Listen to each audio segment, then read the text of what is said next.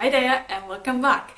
Today we're talking about the window of tolerance. So this is a concept I think Dan Siegel came up with and I absolutely love. And you probably heard me talk about it very often, but I get questions about it still very often. So I thought I'll talk about it again because I think it's such a beautiful concept to help us understand what is happening within our body, to recognize the shifts that we are having, and when we're recognizing them for ourselves, right? Not needing a therapist or a coach or a partner or a friend or someone to point it out for us, but to notice that within ourselves. That's when we can start healing ourselves. That's when our healing can shift, right? So when I talk about the window of tolerance, and I did a diagram for you, and I have to put a book in the back because I used recycled paper. It shines through, but this is when Dan Siegel talks about the window of tolerance. He talks about that middle part, that's your window of tolerance. So that's when you're regulated, when you're grounded, when you're flexible, when you're exploring, when you can study, when you have when you feel really connected, you're sitting down with friends and you're present with them, you're having fun, there's joy, right? That's in the middle part.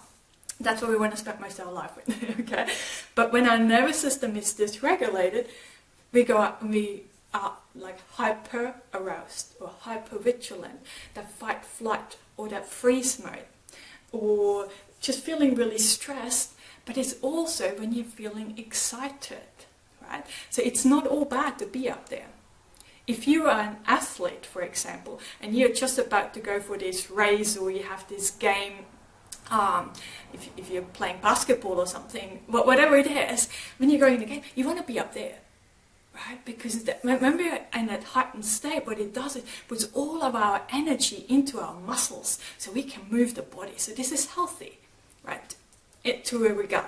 If you just had a really big lecture and it was really intense, difficult kind of topic, and you're really present, but eventually you're going to get tired and you're going to drop down here. You're going to be hypoarousal, right? And that is that zoned out kind of space. You start daydreaming a little bit. Your brain needs a break, and then you come back into this more healthy state, right? So this window of tolerance, that concept, isn't just for people with PTSD or complex PTSD or who had trauma. Everyone goes through those cycles. What happens for us, though, is that we spend a lot of time up here or down here, and very little in here.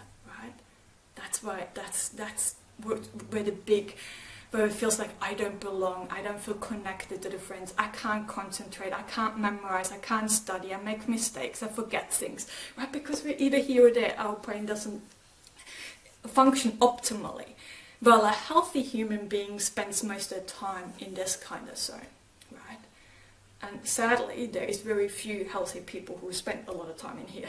So even people who don't have complex PTSD, who have very stressful jobs, or people who have a child with a severe disability, or who have to look after an elderly who has dementia, or someone with cancer or something, when there's stressful things, people spend a lot of time up there.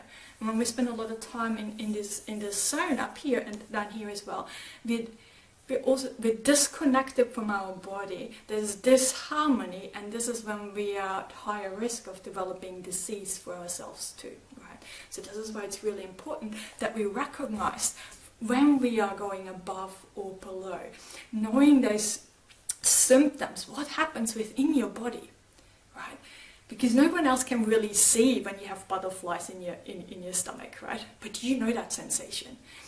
And when we had a lot of trauma in our life, we're not so good at noticing those sensations. For some of us, they're so almost permanent, they're almost always there, that we come to believe that's normal, to have this tension or being really, that I often had my shoulders pulled up like this.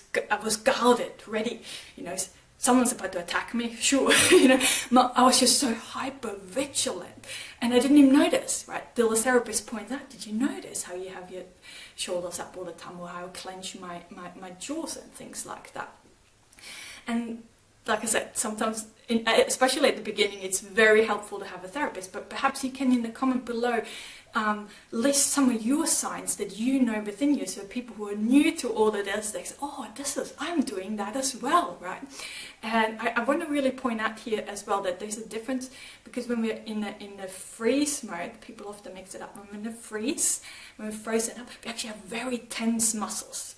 That's the freeze. It's almost like when they say the deer in the headlight kind of, this kind of look, right? If I demonstrate that. And that is very different to being the zoned out, the dissociated, because we might go into this first and then it's too long and then you collapse. You collapse within yourself, kind of thing. Your muscles get really kind of loose.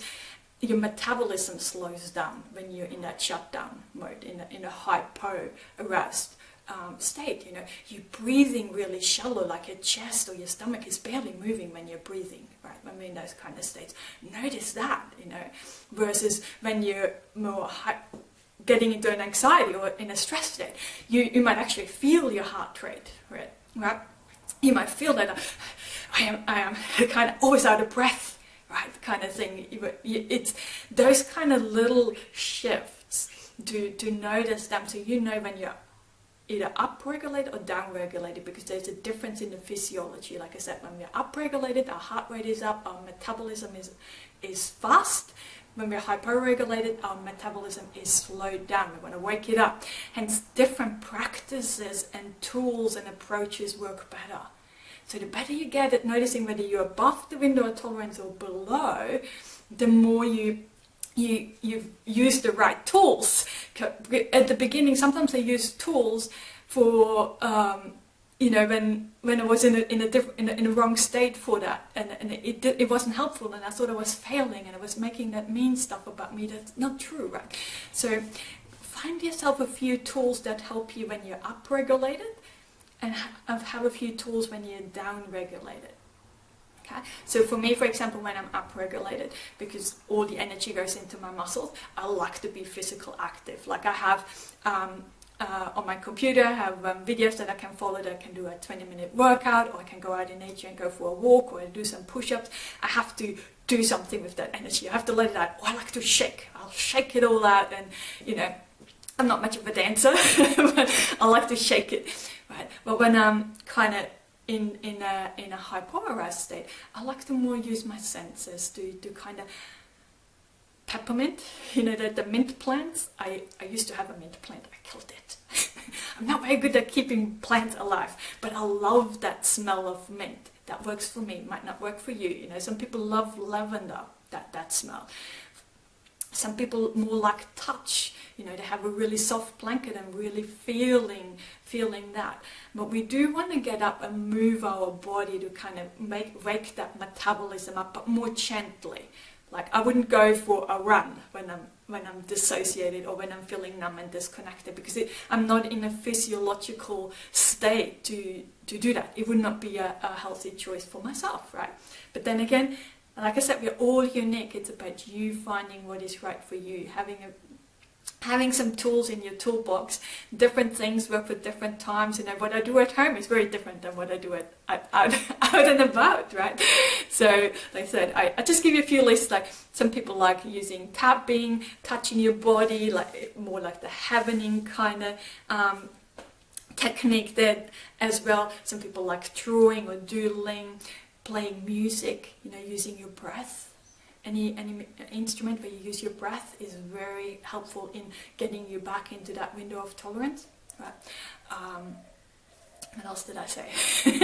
Please share your tips down with us below as well. So this is really key, that we can learn from each other. But I think the first step is actually noticing for yourself in whether you are getting to the edge of that window of tolerance, or whether you're already outside, and what that feels like within your body. Become really aware of this, and please share that down below too. What are those kind of sensations, or what is going on in your body, so we can learn from each other there as well. So I hope you find that helpful, and as always, sending you lots and lots of love and rainbows to brighten up the tough times just a little. See ya, bye.